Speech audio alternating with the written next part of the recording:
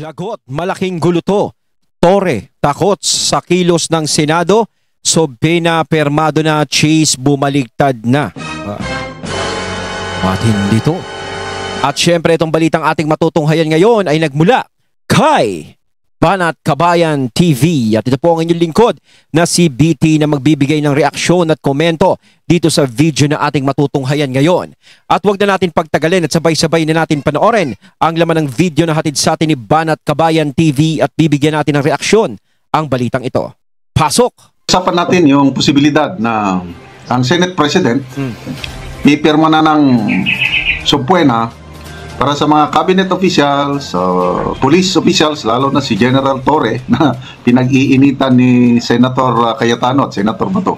Ayon, bago natin simulan ng video ito, nais ko nga pala magbigay ng credits dito sa boses na madidinig natin ngayon at bibigyan ng reaksyon walang iba kundi si General Macana. Siyempre, suportahan natin yan. The General's Viewpoint, mga katunay, ipagpatuloy natin. Nagsalita na po si Senate President Escudero tungkol niyan. Kasi nasa kanya ang bola eh. Kung ayaw niyang pipirma ng subpoena, eh di wala. Tama, sinabi nga naman ni Senator Amy noon, di ba yung sa hearing, no, nung hindi nga sila nagsiputan tong mga to, is papipirmahan niya yung mga subpoena at doon sa Senate President. Siya talaga ang ano niyan eh. Parang siya talaga yung pag pinirmahan ko yan, ganyan, okay na yan. Pero pag hindi niya pinirmahan, ay wale. Parang ganun. So, eto, parang alam ko, parang napirmahan na ata ni Cheese ata. No? Diba? Parang may nabalitang ganun.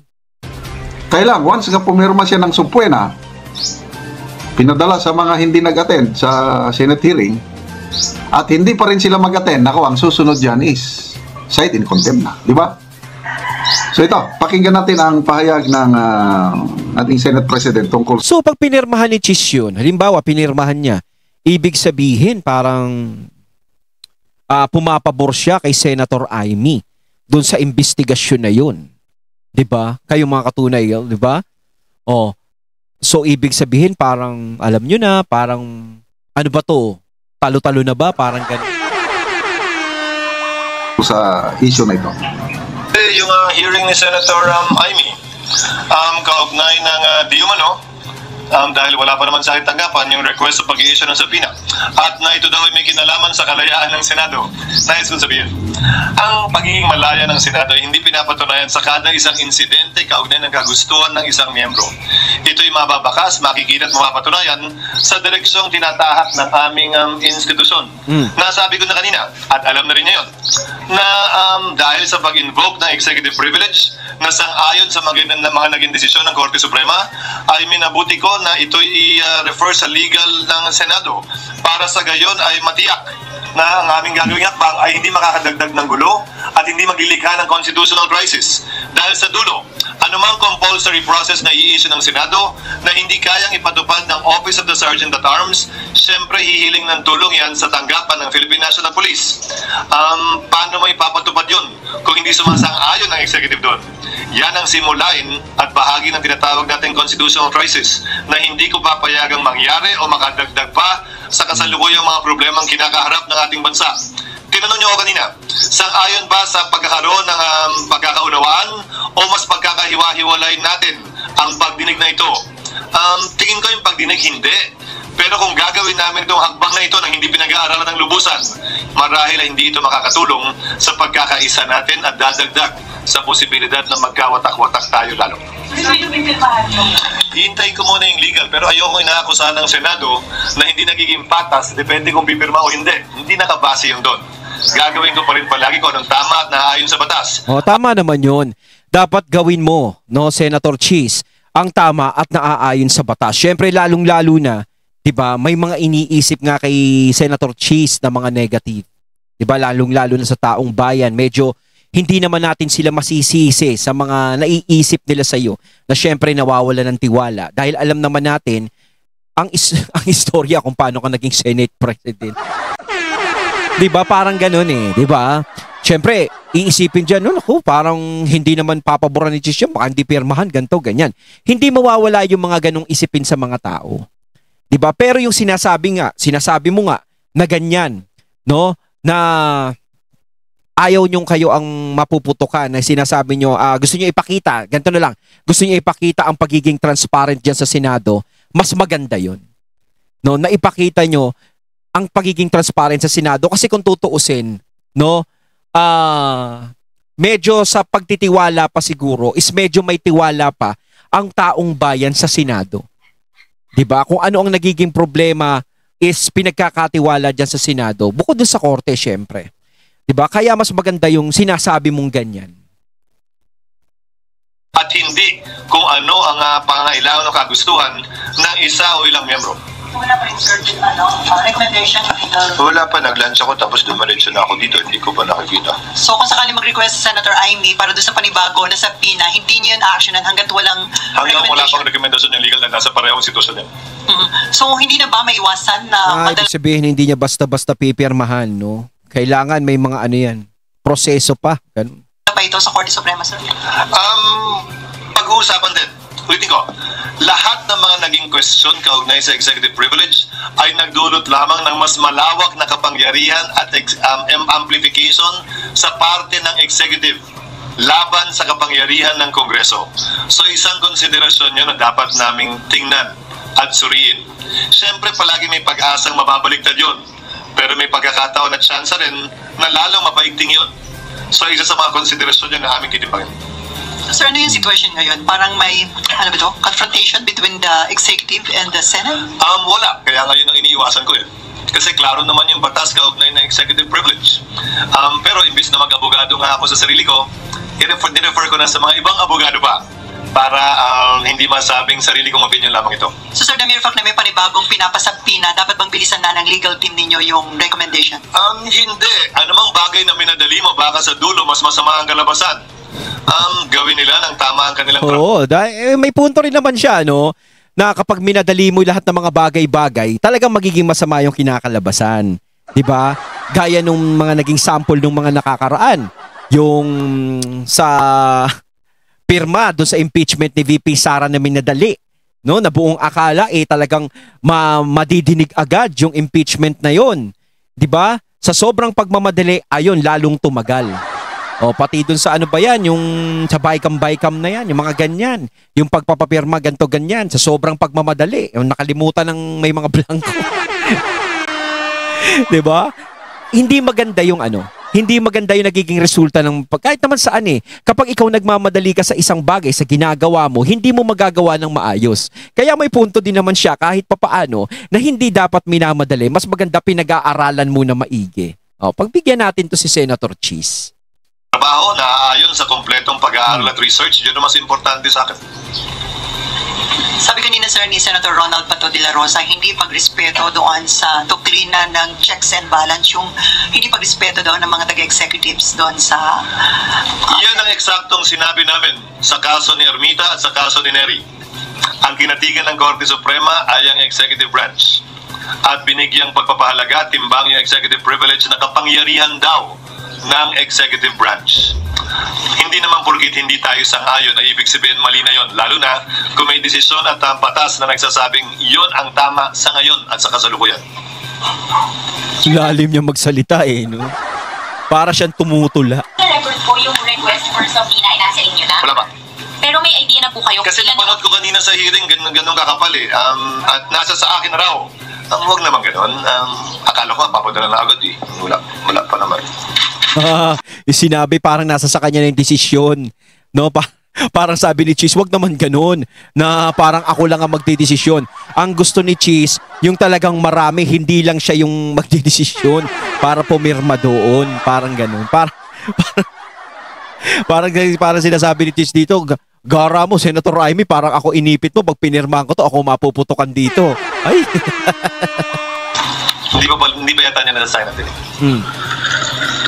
Okay, so lumalabas si Senator Amy, nag-request na sa Senate leadership na masubpuinahan yung nag-absent. Kaya lang, wala pa sa opisina ni Senate President Escudero, nandun pa sa legal department. Wala pa. At ang Senate President, tama naman yung kanya na hintayin niya ang recommendation ng legal department Okay. bago siya umaksyon. Kumbaga, dumaan muna sa Kasi proseso. medyo delikado nga ito, baka hahantong sa constitutional crisis. Example lang ito mag-recommend ang legal department ng Senado na pwede tayo mag-issue ng subpoena dahil independent branch of government tayo. Dahil yun ang recommendation ng legal, pirma ang Senate President, subpoena. Hindi pa rin nag-attend. Ang susunod dyan is warrant of arrest. Yan ang tanong ni Senator Cayetano. Sino ngayon ang pagdating ng warrant of arrest, sino ang uutusan niya na mag-aresto kay General Torre? Yun nga yung sinabi. Sino pwede bang umaresto kay General Torre? Si General Torre din. Kasi lagi si General Torre, laging sa papag sa mga Duterte, sa Davao, laging siya naka-eksena. Kaya gusto si General Torre na lang din parang gano'n. General Torre pa rin ang mag-aresto sa kanya. Ayun, hahantong ito ng constitutional crisis. So, instead na magka-unite, magkawatak-watak. So, Hindi, yung tungkol sa instead na magka-unite is magkawatak-watak. Sa panahon talaga ngayon kasi, sa nangyayari ngayon, pansin natin talaga is nagkakawatak-watak talaga. Kita naman natin yung nangyayari. Sa taong bayan pa lang nakikita na natin Hindi katulad dati nung panahon ng eleksyon talaga noong 2022, nakikita natin yung unity ron. 'Di ba? Okay na sana noon yung mga dilawan, wala namang problema parang hindi naman masyadong apektado ang bansa natin Ngayon talaga naramdaman ng bansa natin ang sobrang epekto ng nangyayari ngayon. No, dahil nakikita natin yung nangyari sa mga Duterte, alam naman natin na isa yan sa malakas, at sinusuportahan ng mga tao. Dito pinakita talaga kung gaano kadami yung sumusuporta sa kanila.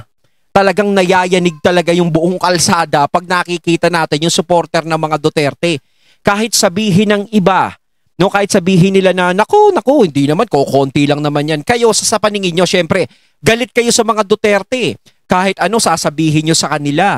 Kahit i-comment nyo sa kanila, kahit nakikita nyong marami konti, pero para sa akin, napakadami nun.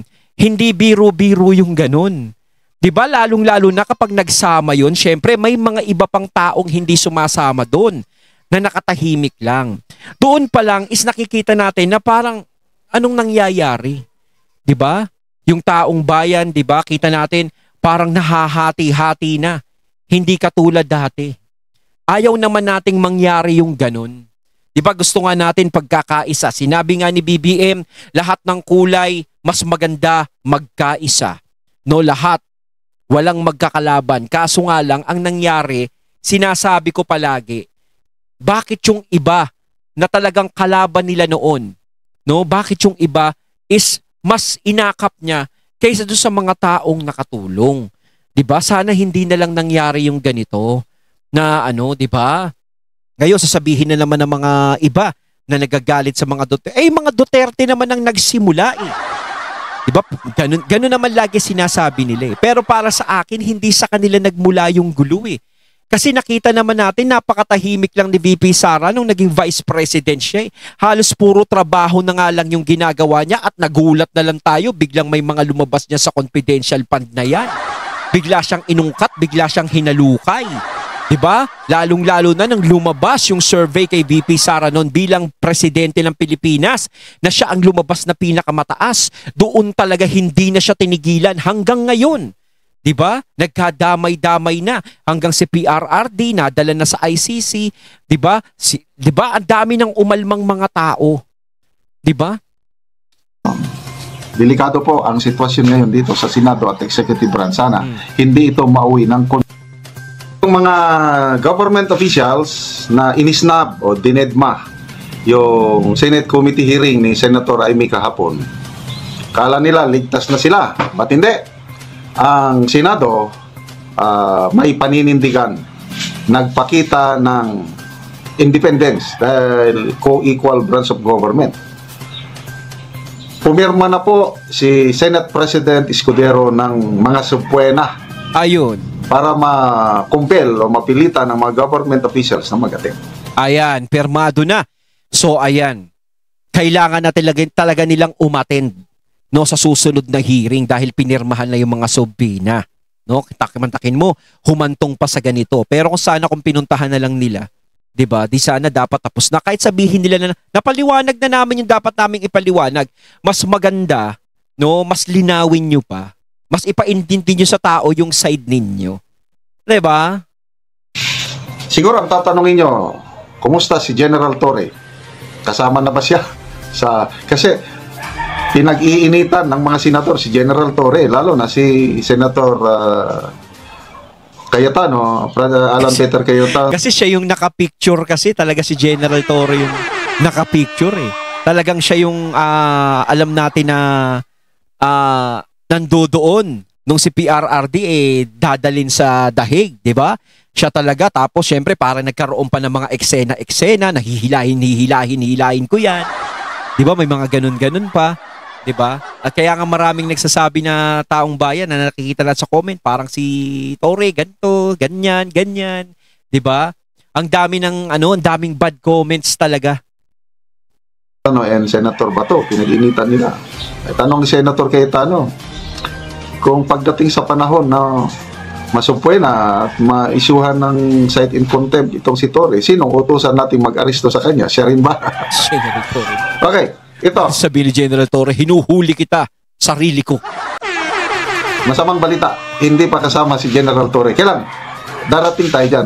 Maingat si Senate President Escudero sa pagpirma. Dalawa lang ang kanyang pinirmahan ng subpoena. Okay, basahin natin ang news. News ng Business World. IME's subpoena request. Okay, marami siyang ipinadalang subpoena for signature ng Senate President. Kailang dalawa pa lang ang pinirmahan. It does not mean na disapprove na yung iba. Pinag-aaralan pa yung balancing act. Kaya, bilib din ako dito kay Senate President Escudero. Hindi maingat siya, hindi siya bara-bara mag-isip. Maganda rin kahit papaano. 'Di ba? Pero yung sinasabi nga natin, no, mas maganda dito nila ipakita yung pagiging transparent. Ako hanggang ngayon, may tiwala ako sa Senado. No, malaki ang tiwala ako sa Senado. Kaya ako umaasa ako ng ganyan na magiging maayos yung usapin na yan. Padalos-dalos, which is correct. So sino yung dalawa na napirma na ng subpoena? Mapipilitan silang mag-attend itong dalawa kasi kung hindi, ma-cite in contempt sila. Okay, basahin natin. Senate President Escudero has signed subpoenas to summon officials to the Senate committee hearing on the arrest of former President Rodrigo Duterte. Ito ang salita ng Senate President.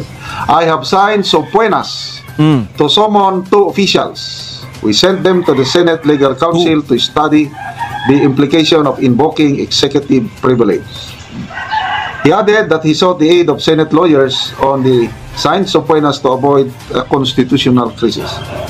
Senator Maria Imelda R. Marcos sought to subpoena the officials after Executive Secretary Lucas Bersamin on Monday invoked executive privilege to officials and cabinet secretaries invited to the Senate committee hearing. Mr. Bersamin said the agenda has been extensively discussed by the committee on March 20 hearing. Kaya sabi na, discuss na, pag-usapan na. Okay, according to the... Nawala naman ito. Basta, ang nabasa ko, yung Prosecutor General ng Pilipinas, I think Padulyon, yun ang isang napirmahan na subpoena. At saka si Lieutenant General Air Force Commanding General Cordora. So, ito pa lang ang napirmahan na subpoena. Ang iba, wag po tayong mag-apura. Darating tayo dyan. Sandali natin, tingnan ko. Kumbaga, sinasabi nga ni General Macanas, relax lang tayo, no? Parang relax lang kayo. Ganyan, no? Pabayaan natin sila sa ano nila. Para sa akin, no? Pabayaan muna natin ang Senado sa ginagawa nilang hakbang. No? Mas maganda tignan na lang natin. Basta nabasa ko sa ano. Sige, tingnan ko tong iba. Para yung Air Force Commanding General, may paliwanag niya bakit anong nangyari doon bakit siya dinala doon. Ito, at di kapihan sa Senado, Escudero revealed he signed the subpoena that Senator Amy Marcos has requested against Lieutenant General Arthur Cordora from the Philippine Air Force and Prosecutor General Richard Anthony Fadulion from the National Prosecution Service. Imbes na sa USA, Office of the Senate Sergeant at Arms namin pinadala ng Secretary General, pinadala yung aking subpoena sa legal sa Senado para pag-aralan yung epekto nung pag-invoke ng executive privilege kaugnay sa subpoena na napirmahan ko. He noted that there are 2 Supreme Court decisions that upheld the power of the Executive Department to invoke executive privilege not only in answering certain questions but also in their attendance to congressional investigations. Ang huling gusto kong mangyari sa gitna at sa kabila ng napakarami ng kaguluhan sa ating bansa ay dagdagan pa ito sa pamamagitan ng isang constitutional crisis. So, no cabinet officials will present in the know. So, tingnan natin. At least meron. At least meron Malaking papel yung commanding general ng Air Force. Kasi, it's an AFP facility. Bakit ang in charge si General Torre? Kaya, malaking katunungan yun. Pulis yun eh. Parang nabaliwala ang AFP doon sa pangyayari niya. Nako, kailangan mag-ingat-ingat sila sa mga sasagutin nila dyan pagdating nila. Alam naman natin yan, sigurado tatambakan sila ng mga tanong dyan. Walang malilito ha. Naku, mahirap yan ha. Ano yung mga protocol sa ganyan, yung pagdating ng mga... Sigurado yan, huhukayin sila dyan. Nako, ang daming katanungan talaga sa kanila dyan. Sigurado. Plano, tapos yung Prosecutor General, ano ba ang patakaran, ano ba ang palisiya? So to me, this is a very good development na sa susunod na hearing, mayroong mag-a-attend itong dalawa, bantayan natin. So, huwag kayong mag-alala kasi marami ang nagtatanong, kumusta na si General Torre? Yan. Yun ang malaking problema. Kasi kung isupwena nila si General Torre at hindi mag-attend at isite ng contempt ng Senado, sino ngayon ang huhuli kay General Torre? Baka yun ang gustong iwasan ni Senator Escudero, yung magkaroon ng constitutional crisis na isupwena mo yung general ng pulis at walang manghuli sa kanya kasi Naging bida kasi si Torre ng mga nakakaraan eh. pulis nga siya. Okay. So, sana hindi tayo hantong ng constitutional crisis. Ayon, at ating natunghayan ng video na nagmula kay Banat Kabayan TV at syempre natunghayan natin ang boses na yon na binigyan natin ng reaksyon walang iba kundi si General Macanas. Kaya mga katunay, ano masasabi nyo tungkol dito? Comment lang po kayo sa comment box. So once again, I'm BT and I'm out. Peace.